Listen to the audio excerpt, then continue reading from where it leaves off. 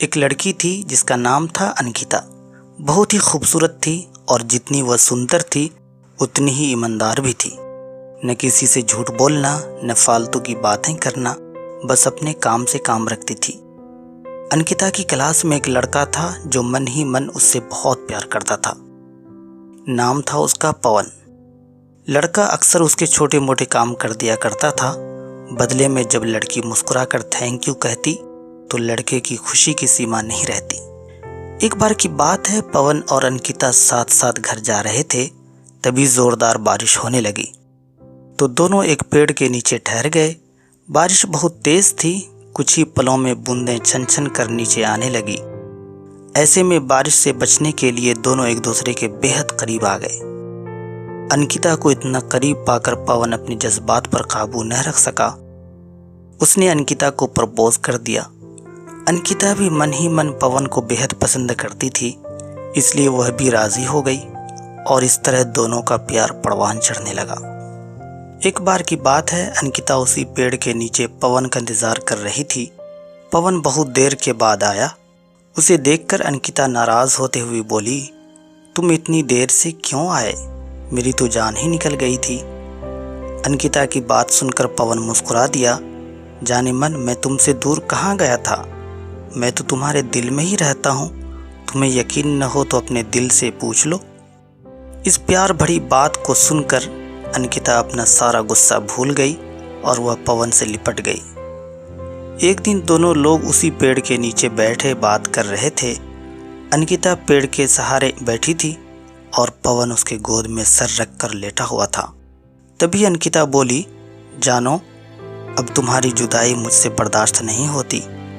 तुम्हारे बिना एक पल भी मुझे 100 साल के बराबर लगता है। तुम मुझसे शादी कर लो, नहीं तो मैं मर जाऊंगी। पवन ने झट से लड़की के मुंह पर अपना हाथ रख दिया और बोला, मेरी जान, ऐसी बातें मत किया करो। अगर तुम्हें कुछ हो गया तो मैं कैसे जिंदा रहूंगा? अंकिता कुछ नहीं बोली। वह उम्मीद भरी नज़रों से पवन की ओर देखती रही। पवन ने अपनी बात आगे बढ़ाई, तुम चिंता मत करो जान, मैं जल्दी ही अपने घर वालों से बात करूंगा। धीरे धीरे काफ़ी समय बीत गया। एक दिन की बात है, दोनों लोग उसी पेड़ के नीचे बैठे हुए थे। उस वक्त पवन का चेहरा उतरा हुआ था। अंकिता के पूछने पर वह रुआंसा होकर बोला, जान, मैंने अपने घर वालों को बेहद समझाया पर वे हमारी शादी के लिए तैयार ही नहीं। उन्होंने मेरी शादी कहीं और तय कर दी है। ये सुनकर अंकिता का कलेजा फट पड़ा। उसका मन हुआ कि वह ज़ोर ज़ोर से रोए, लेकिन उसने अपने जज्बात पर काबू पा लिया और बोली, जानो, मैं तुमसे सच्चा प्यार करती हूँ। मैं तुम्हें कभी भूल नहीं सकती। प्लीज़ मुझे माफ़ कर देना। पवन धीरे से बोला, वैसे अगर तुम चाहो तो हम लोग हमेशा अच्छे दोस्त रह सकते हैं। अंकिता ये सुनकर ज़ोर ज़ोर से रोने लगी। पवन ने उसे बहुत समझाया पर अंकिता चाह कर भी अपने आप पर काबू न रख पाई और वह रोते हुए अपने घर चली गई। देखते ही देखते पवन की शादी का दिन आ गया। उसे यकीन था कि उसकी शादी में अंकिता ज़रूर आएगी, पर ऐसा नहीं हुआ। हाँ, उसका भेजा हुआ एक गिफ्ट पैक उसे ज़रूर मिला। पवन ने कांपते हुए हाथों से उसे खोला। उस गिफ्ट को देखते ही पवन बेहोश हो गया।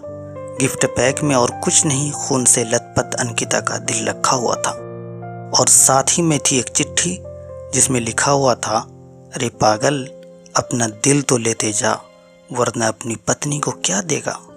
दोस्तों, किसी के लिए मोहब्बत टाइम पास होती है और किसी के लिए ज़िंदगी से बढ़कर। इसलिए अगर किसी से मोहब्बत करना तो उसे ताउम्र निभाना, वरना क्या पता आपका हाल भी पवन जैसा हो जाए, जो उस दिन के बाद न तो जी सका और न ही मर सका।